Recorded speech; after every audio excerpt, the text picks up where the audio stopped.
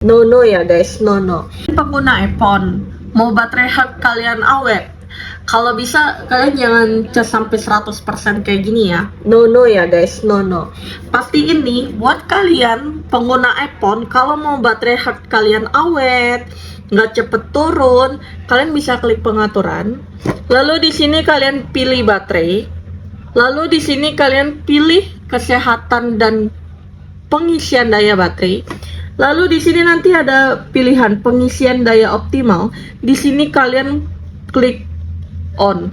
Lalu itu buat apa? Kalian, Nah, guys, jadi pastiin ketika kalau kalian bisa udah aktifin ini, baterai maka ketika kalian dicas tuh hanya sampai 80% itu 80%. akan Kenapa? berhenti Karena mendadak. kalau dia Jadi hanya dia nggak akan 80%, ngelanjut ngecas gitu. kemungkinan Jadi pastiin kalau bisa awet, ketika guys. 20% kalian cas dan Dan ingat, 80% kalau misalkan kalian matiin.